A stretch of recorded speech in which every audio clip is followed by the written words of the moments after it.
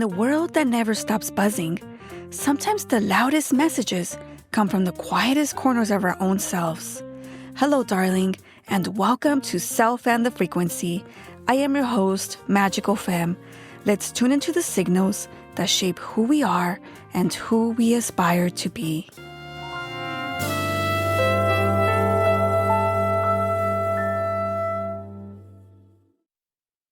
Ever feel like certain people or situations send your energy into a magnificent mess? You know, those moments that send our emotional frequency out of whack? Are these harsh emotional responses just inconvenient plot twists? Or could they be subtle yet powerful signposts pointing us towards a deeper truth? This week on Self and the Frequency, we'll decode why we get triggered, how to understand the underlying energy, and most importantly, how to reclaim your power and respond with intention, not reaction. It's time to shift your frequency from reactive to radiant.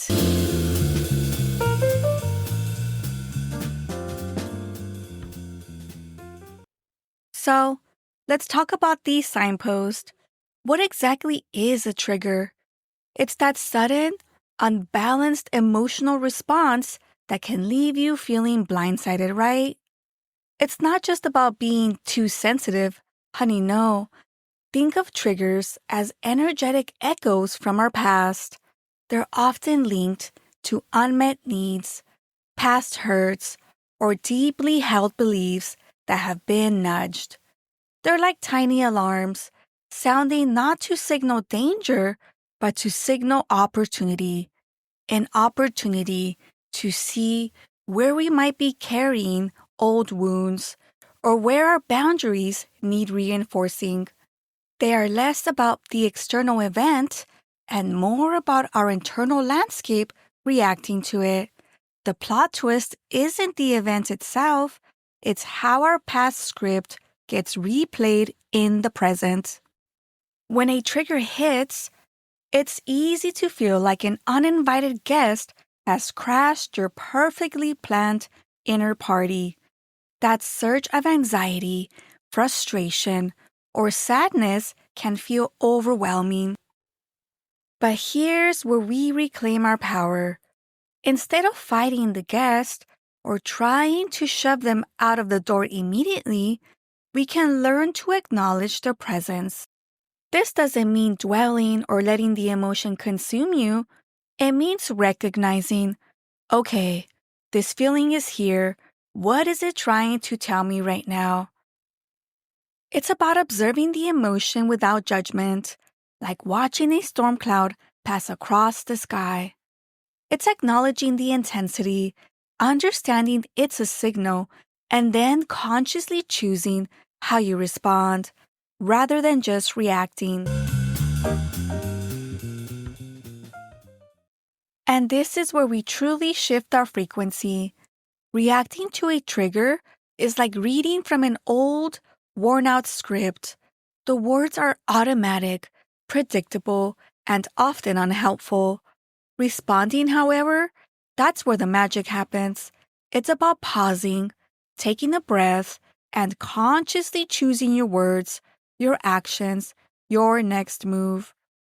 Instead of lashing out, perhaps you communicate a need. Instead of withdrawing, maybe you seek understanding. It's about infusing your authentic self into the situation. It's recognizing that while the trigger might be external, your response is entirely within your power. You are not just reciting lines, you are improvising with wisdom and self-awareness. You are writing new dialogue for your story. Now, let's talk about acceptance.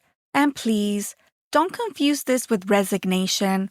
Acceptance in this context is about acknowledging the reality of your emotional experience without fighting it. It's saying, yes, this is what I'm feeling right now, and that's okay. It's about understanding that your emotions, even the uncomfortable ones, are valid. When we accept our triggers, When we accept the feelings they bring up, we diffuse their power. We stop giving them so much energy. It's like turning down the volume on that loud, intrusive guest. It's about creating space for healing and growth by not resisting the very things that are trying to guide us. True self love isn't about being perfect, it's about being perfectly human and accepting all of it.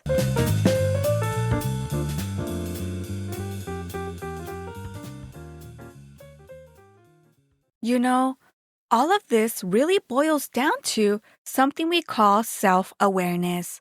Think of it as this beautiful, intricate symphony playing inside of us. It's about really tuning into the subtle notes of our emotions, understanding the unique melody of what triggers us, and learning to conduct our inner orchestra with as much grace as we can. It's knowing instinctively when to take a deep breath to calm ourselves, when to gently explore what's going on inside, and when to consciously choose a different path for our reaction. So, let's talk about those moments. The next time you feel that familiar spark of a trigger, you know, that sudden, intense emotion that seems way bigger than the situation at hand, here's a simple yet powerful approach you can try. First, pause and breathe. Seriously, the very first thing to do is just pause. Before you say or do anything, take one conscious, deep breath. This tiny moment creates a vital space between whatever just happened and your reaction. It's like hitting the mute button on the automatic response. Next, acknowledge the feeling. Just let yourself feel it for a second. You don't have to judge it. Simply notice and name it, maybe just to yourself. Okay, I'm feeling angry, or ouch, that felt hurtful, or wow, I'm really anxious right now. Just acknowledging the emotion can often take away its power. Then you'll want to get curious. Gently ask yourself, what's this really about? Is this feeling truly just about this person and this moment? Or does it perhaps echo something from my past? Is there a deeper need here that isn't being met? Maybe a need for respect, for understanding, or even just for feeling safe? Remember, triggers are often like little signposts, pointing us towards deeper patterns or things we might need to heal. And finally, you'll choose your response. With this bit of awareness, you can now choose how you want to respond. How can you react in a way that feels true to you and is appropriate for the situation? This could mean setting a boundary. You might need to say something like, I need to take a break from this conversation right now. Or, I feel uncomfortable when that happens. Or maybe something like, I'd really appreciate it if we could talk about this more calmly. Sometimes, just asking, can you help me understand why you just said that, can make a big difference. Or, if talking it through doesn't feel safe or possible in that moment, you can always choose to step away and plan some self-care for later. When we practice this inner listening, this self-awareness, we move from being tossed about by emotional tides to confidently navigating our inner waters. We become the composers of our own peace, creating a harmonious inner world, one mindful moment at a time.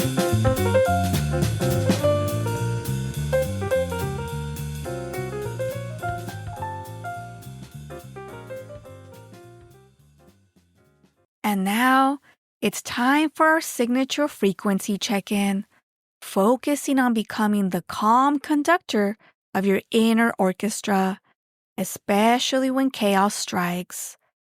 Take a deep breath in and imagine you are breathing in the steady, grounding rhythm of your own inner peace, the anchor that holds you firm. As you exhale, consciously release any rising tension, any chaotic noise that threatens to pull you off balance. Mentally affirm, I am the calm conductor of my inner orchestra. I choose a steady rhythm, even amidst external noise. As you take your next deep breath in, imagine you are breathing in the clarity to see beyond the trigger, the objective notes of the situation. As you exhale, release any automatic reactions, any unhelpful patterns that hijack your response. Mentally affirm, I choose clarity over chaos. I respond with awareness, not reaction, honoring my inner calm position. As you take your next deep breath in, imagine you are breathing in the resilient strength that allows you to compose your response with grace. As you exhale, release any doubt that you can stay composed, any fear of losing control. Mentally affirm, my composure is my strength. I navigate triggers with grace and create harmony even when the external world is loud. Mentally affirm, my composure is my strength. I navigate triggers with grace and create harmony even when the external world is loud. Feel that shift? That's you taking the baton and composing your inner response, aligning with the frequency of calm control. Carry this empowered feeling of composure with you.